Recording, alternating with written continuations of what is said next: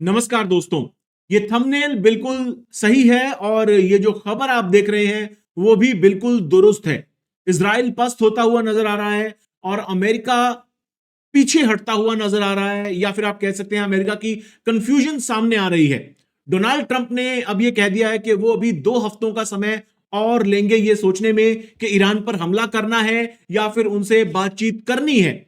क्योंकि अभी 1-2 दिन पहले ही ये बातें चल रही थी कि जो हालात बने हुए हैं, जिस तरह से ईरान ने रिटेलिएट किया है, जिस तरह से ईरान ने जवाबी हमला किया है, उससे इजराइल और अमेरिका दोनों चौंक गए हैं। और ये लग रहा था कि अमेरिका बस अब 1 या 2 दिन के अंदर हमला करने वाला है ईरान के ऊपर, क्योंकि इजराइल के हमलों से ईरान को वो नुकसान नहीं हो रहा है जिस नुकसान की इन लोगों को उम्मीद थी, या फिर ये लोग उम्मीद करके बैठे थे कि भैया इजराइल के इतने एग्रेसिव हमले के बाद पहले ही दिन जो हमला हुआ था, पहले दिन तमाम आर्मी जनरल्स मार दिए गए थे।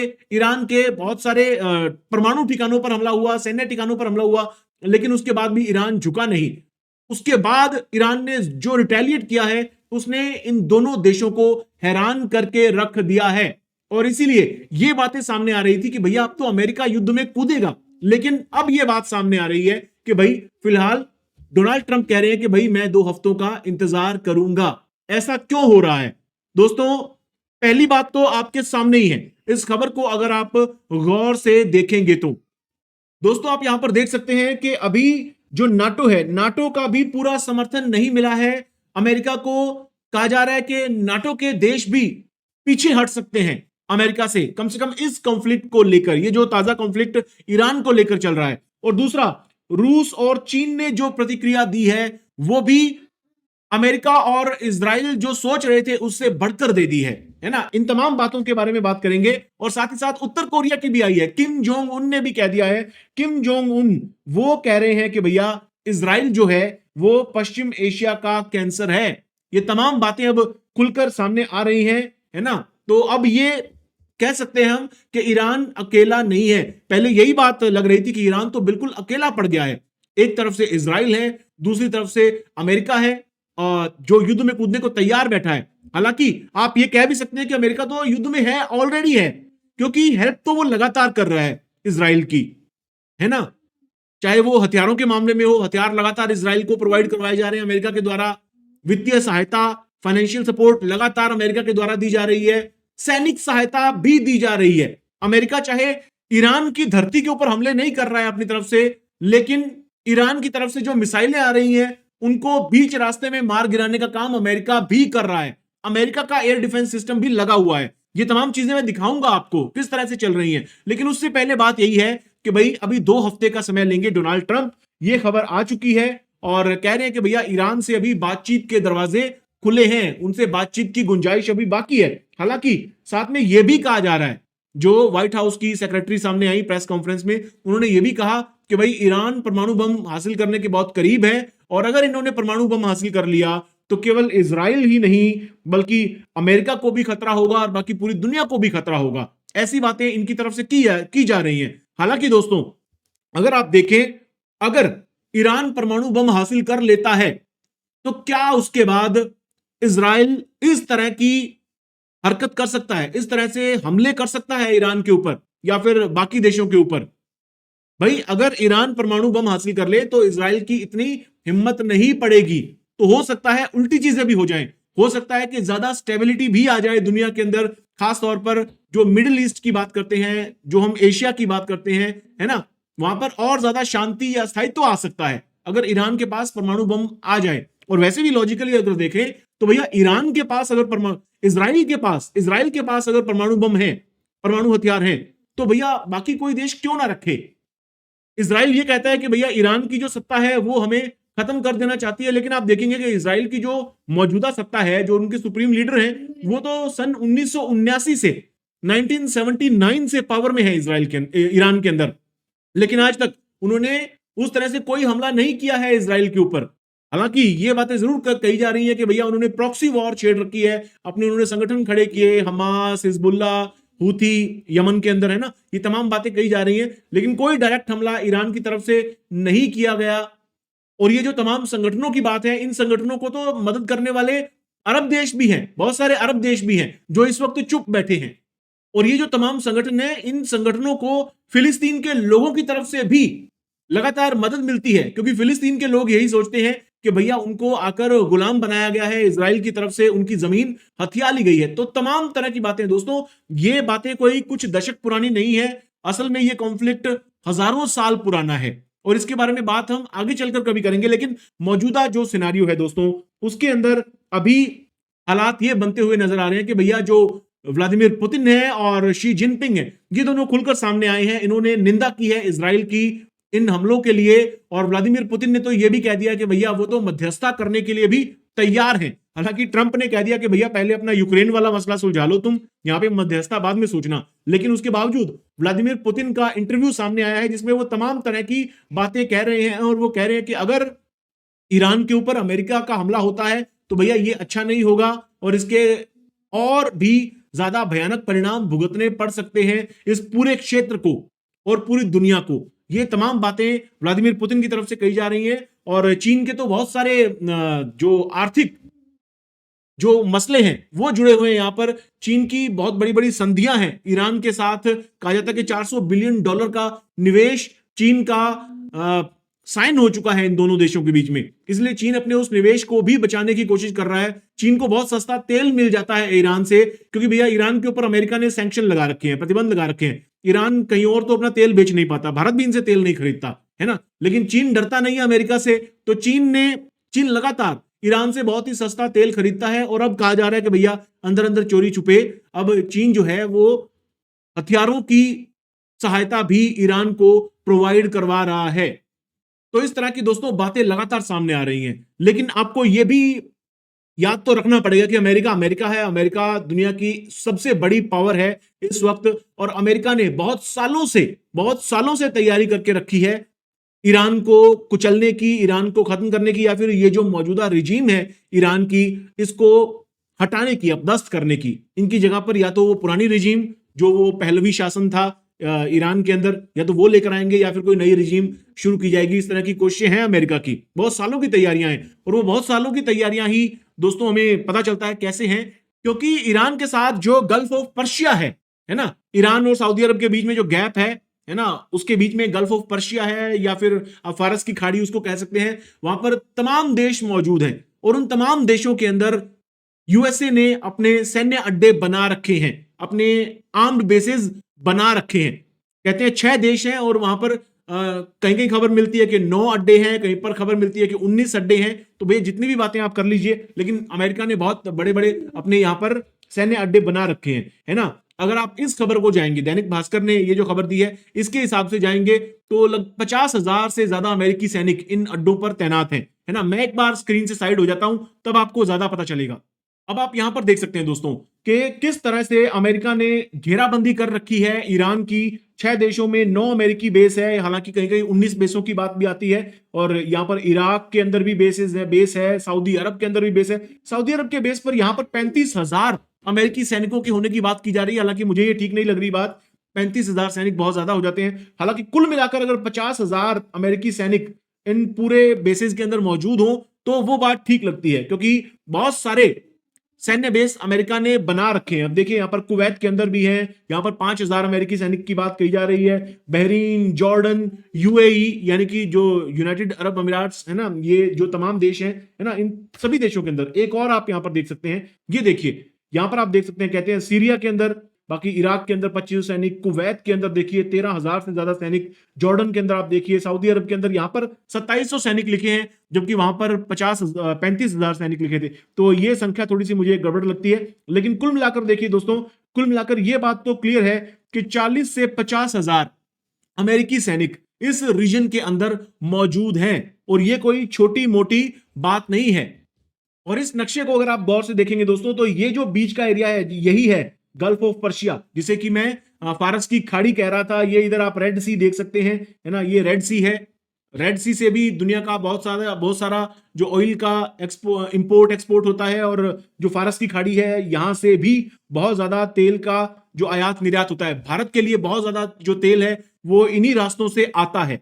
और अगर ये जंग ये और ज्यादा इंटेंसिफाई होती है तो भैया भारत के लिए भी बहुत ज्यादा नुकसान होंगे, भारत को बहुत बड़े आर्थिक नुकसान झेलने पड़ सकते हैं, भारत के अंदर तेल की सप्लाई पर असर पड़ सकता है और जो सामान्य जो चीजें हैं वो बहुत ज्यादा महंगी हो सकती हैं आने वाले समय के अंदर। तो हमें उम्मीद करनी चाहिए कि ये जंग आगे ना बढ़े, क्योंकि वैसे भी दोस्तों ईरान जो है, ईरान भी हमारा मित्र देश है, इजराइल भी हमारा मित्र देश है और ईरान के साथ तो हमारे संबंध बहुत बहुत पुराने हैं।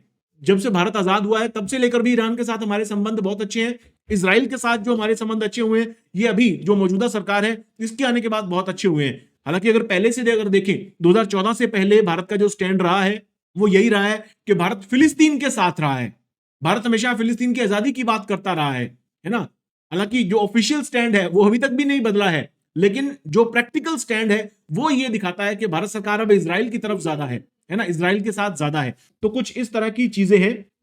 लेकिन अगर आप दोस्तों देखेंगे ध्यान से, कुल मिलाकर स्थिति क्या है, बहुत सारे लोग जो ये मान रहे हैं या फिर ये कह रहे हैं कि इजराइल जो है वो बहुत ज्यादा नुकसान पहुंचा रहा है ईरान को, तो वो अपनी बात में सही हो सकते हैं। लेकिन अगर गौर से देखा जाए दोस्तों, गौर से अगर आप देखा जाए तो ईरान जो है वो 70 गुना बड़ा देश है इजराइल के मुकाबले। आप इन दोनों का जो क्षेत्रफल है उसका फर्क देखिए। इजराइल जो है वो 22,145 वर्ग किलोमीटर का छोटा सा देश है, भारत के किसी एक जिले के मुकाबले का देश है ये, है ना, भारत का कोई एक जिला हो, डिस्ट्रिक्ट हो, है ना। जबकि ईरान की बात करेंगे तो 16 लाख वर्ग किलोमीटर इसका क्षेत्रफल है ना। तो अगर इजराइल अगर बहुत ज्यादा नुकसान पहुंचा भी रहा है, अपने से 20-25 गुना नुकसान पहुंचा भी रहा है ना ईरान को, तब भी ईरान जो नुकसान पहुंचा रहा है इजराइल को इसके बदले में, वो नुकसान फिर भी बहुत बड़ा हो जाता है। अगर इजराइल ईरान के अंदर मान के चलिए 50 ठिकानों को हिट कर रहा है या फिर मान के चलिए 70 ठिकानों को हिट कर रहा है, तो भैया इधर से ईरान के जो हमले हैं वो भी इजराइल के अंदर कोई 5-6 कम से कम ठिकाने तो हिट कर ही रहे हैं ना रोजाना के। तो भैया इतना बहुत हो जाता है इजराइल जैसे छोटे देश के लिए। Israel is a very small country दोस्तों, है ना। हालांकि इसको अमेरिका की सपोर्ट बहुत ज्यादा है, अमेरिका की सहायता बहुत ज्यादा है, जिससे ये लगातार अपने आसपास के देशों को बुली करता रहता है ना, उनको पस्त करके रखता है। और इसने सोच लिया कि भैया ईरान के साथ भी वो ऐसा ही कर पाएगा। लेकिन ईरान जो हमले कर रहा है उसने इजराइल को हैरान करके रख दिया है, बावजूद इसके कि अमेरिका की तरफ से लगातार हेल्प हो रही है। अमेरिका की तरफ से जितने भी ये अड्डे हैं दोस्तों, ये इन तमाम अड्डों से हेल्प हो रही है इजराइल की। अमेरिका इन तमाम अड्डों से ईरान की तरफ से आने वाली मिसाइलों को इंटरसेप्ट करने का काम कर रहा है। केवल इजराइल का आयरन डोम, हार्ड या फिर पैट्रियट यही सिस्टम नहीं है इजराइल का। अमेरिका के जो ये सैन्य अड्डे हैं वो भी लगातार ईरान से आने वाली मिसाइलों को इंटरसेप्ट करने का काम कर रहे हैं। कैसे करते हैं वो मैं आने वाले स्लाइड्स में आपको दिखाऊंगा दोस्तों। आप यहां पर देख सकते हैं दोस्तों, ईरान जो है, ईरान हमला करता है अपनी मिसाइलों के जरिए इजराइल के ऊपर, है ना। लेकिन ये जो मिसाइलें हैं, इन मिसाइलों में से थोड़ी सी मिसाइलें ही हिट कर पाती हैं, क्योंकि होता क्या है दोस्तों कि अमेरिका के जो बेसेस हैं जो इराक के अंदर मौजूद हैं, जॉर्डन में मौजूद हैं, कुवैत में मौजूद हैं, सीरिया के अंदर भी मौजूद हैं, है ना, वो रास्ते में ही बहुत सारी मिसाइलों को तो हिट कर देते हैं, है ना। उसके बाद जो इजराइल का अपना एयर डिफेंस सिस्टम है वो भी काम करता है, तो बहुत कम मिसाइलें पहुंच पाती हैं। अदरवाइज ईरान बहुत ज्यादा नुकसान अब तक इजराइल का कर चुका होता। अब तक तो शायद इजराइल अपने घुटनों पर आ चुका होता अगर अमेरिका का साथ ना होता इजराइल के साथ। यही नहीं दोस्तों, अमेरिका देखिए किस तरह से वित्तीय सहायता भी कर रहा है। देखिए $4 बिलियन की वित्तीय सहायता, यहां पर आप खबर देख रहे हैं, है ना। अमेरिका वित्तीय सहायता भी, फाइनेंशियल सपोर्ट भी बहुत ज्यादा इजराइल को कर रहा है ना। हथियारों की सहायता भी बहुत ज्यादा कर रहा है, लगातार उनको मिसाइल्स, है ना, इंटरसेप्टर्स, तमाम चीजें उनको प्रोवाइड करवाता जा रहा है ईरान के खिलाफ। और कहा यह भी जा रहा है कि ईरान का जो सबसे जो बड़ा जो एटमी अड्डा है वो जमीन के 295 फीट नीचे है। फोर्डो प्लांट की बात यहां पर हो रही है, लगातार फोर्डो प्लांट सुर्खियों में है। उसको भी अगर खत्म करना है तो इजराइल के बस की बात नहीं है, वो अमेरिका ही कर सकता है और अमेरिका इसके लिए तैयारी करके बैठा है। डिएगो गार्सिया एक द्वीप है भारत के नीचे ही, अगर आप देखेंगे हिंद महासागर में, तो वहां से अमेरिका तैयारी कर बैठा है। अमेरिका का ये जो B-2 जो बॉम्बर है, स्टेल्थ बॉम्बर, ये तैयार है। और इसके अंदर ये जो GBU-57 जो बम है, बहुत बड़ा ये बम है दोस्तों, ये बम तैयार कर रखा है अमेरिका ने और ये फोड़ा जाएगा ईरान के अंदर फोर्डो प्लांट पे, ऐसी बातें की जा रही हैं। और साथ ही साथ ये बातें भी सामने आ रही है कि डूम्सडे प्लेन्स भी है ना, डूम्सडे प्लेन्स भी अमेरिका ने तैयार कर लिए हैं।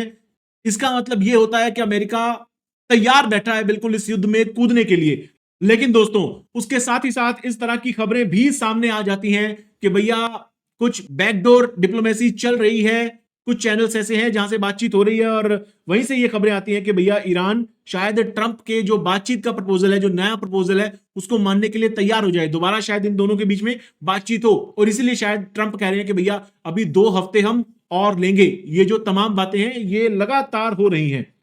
हालांकि दोस्तों मैं ये आपको कहना चाहूंगा कि ये जो वॉर है, भारत के अंदर भी एक तरह से 2 खेमे हैं, पूरी दुनिया के अंदर 2 खेमे हैं, भारत के अंदर भी 2 खेमे हैं। आप कह सकते हैं कुछ इजराइल का सपोर्ट कर रहे हैं, कुछ ईरान का सपोर्ट कर रहे हैं। लेकिन मैं ये कहना चाहूंगा कि भैया ये दोनों देश भारत के मित्र देश हैं, है ना, और दोनों देशों के साथ बहुत पुराने संबंध है भारत के। ईरान के साथ तो बहुत पुराने संबंध हैं। ईरान ने कई मौके ऐसे आए हैं जब भारत की मदद भी की है, और खास तौर पर जो कश्मीर मसला है, कश्मीर मसले पर भी ईरान का जो स्टैंड है वो कोई भारत के अगेंस्ट नहीं रहा है। इसीलिए हमें यह उम्मीद करनी चाहिए कि यह जंग जल्द से जल्द रुक जाए तो बेहतर है। बहुत सारे लोग भारत के अंदर जो ऐसी उम्मीदें कर रहे हैं, जो चाहते हैं कि भैया ईरान खत्म हो जाए, तो भैया ऐसी उम्मीदें हम लोगों को नहीं करनी चाहिए। यहां तक कि दोस्तों दुनिया के बाकी देशों के अंदर भी फिलिस्तीन के समर्थन में बड़ी बड़ी रैलियां होने लगी हैं। देखिए आप यहां पर किस तरह से नीदरलैंड्स के अंदर लाखों लोग इकट्ठे हुए, 1.5 लाख के आसपास लोग इकट्ठे हुए जो जिन्होंने फिलिस्तीन के समर्थन में बात की है, ये रैली की है ना। अमेरिका के अंदर ही प्रोटेस्ट होने लगे हैं कि भैया ये जो आप वॉर छेड़ रखी है ईरान के खिलाफ, आपने उस वॉर को खत्म किया जाए, है ना। यहां पर आप इस पूरे कंटेंट को पढ़ेंगे तो आपको पता चलेगा अमेरिका के अंदर बहुत सारे लोग ऐसे हैं जो चाहते हैं कि ईरान के खिलाफ अमेरिका युद्ध के अंदर ना कूदे, है ना। यहां पर आप देखिए, यहां पे लिखा हुआ है stop arming Israel, stop arming Israel, Israel को हथियार देना बंद किया जाए, और डोंट अटैक ईरान, ईरान के ऊपर हमला ना किया जाए। तो बहुत सारे लोग ऐसे हैं दोस्तों जो यहां पर ये कहेंगे कि भैया ये तो अमेरिका के अंदर वामपंथी लोग होंगे, अमेरिका के अंदर उसी प्रकार के लोग होंगे जैसे लोग भारत के अंदर मौजूद हैं जो कहते हैं कि भैया ईरान के ऊपर हमला ना किया जाए। तो भैया चाहे जैसे भी लोग हों, लेकिन इतना जरूर साफ है कि अमेरिका के अंदर आवाजें उठनी शुरू हो गई हैं और कहा जा रहा है कि अमेरिका के 60% लोग ऐसे हैं जो चाहते हैं कि अमेरिका हमला ना करे ईरान के ऊपर। क्योंकि डोनाल्ड ट्रंप जब चुने गए हैं राष्ट्रपति के तौर पर, डोनाल्ड ट्रंप ने इस तरह के वादे किए थे अपने समर्थकों से कि वो पूरी दुनिया के अंदर जंगों को रोकने का काम करेंगे। उनके रहते दुनिया में जो जंगें चल रही हैं वो खत्म हो जाएंगी। लेकिन ये जो जंगें नई शुरू हो रही हैं उनसे जो डोनाल्ड ट्रंप के अपने समर्थक हैं वो नाराज चल रहे हैं। इस तरह की बातें सामने आ रही हैं। हालांकि 2 दिन पहले यह कहा जा रहा था कि भैया डोनाल्ड ट्रंप साइन कर चुके हैं कि भैया अमेरिका अब इस युद्ध में कूद पड़ेगा, लेकिन अभी ये ताजा खबरें आ गई हैं, व्हाइट हाउस की तरफ से बयान जारी हो गया है कि डोनाल्ड ट्रंप अभी 2 हफ्ते समय लेंगे। तो भैया कहा नहीं जा सकता ये युद्ध किस ओर जाएगा। हो सकता है ये युद्ध और ज्यादा भयानक हो जाए जो कि दुनिया के लिए अच्छा नहीं होगा, है ना। और हो सकता है कि ये युद्ध यहीं पर थम जाए, है ना। जैसे भारत और पाकिस्तान के बीच में सीज फायर हो गया था, हो सकता है इन दोनों देशों के बीच में भी सीज फायर हो जाए। हालांकि हालात यहां पर ज्यादा जो खतरनाक नजर आ रहे हैं, चिंताजनक नजर आ रहे हैं भारत और पाकिस्तान के मुकाबले, लेकिन फिर भी हम सबको शांति की उम्मीद करनी चाहिए। डोनाल्ड ट्रंप अगर अपने आप को शांति का मसीहा कहते हैं, अगर वो कहते हैं कि उन्होंने भारत और पाकिस्तान के बीच में युद्ध रुकवा दिया था, हालांकि भारत सरकार का जो स्टैंड है वो अलग है, वो कहते हैं कि भैया पाकिस्तान ने आग्रह किया था, लेकिन जो अमेरिका है, डोनाल्ड ट्रंप है, वो कहते हैं कि भैया उनके कारण भारत और पाकिस्तान में युद्ध रुका।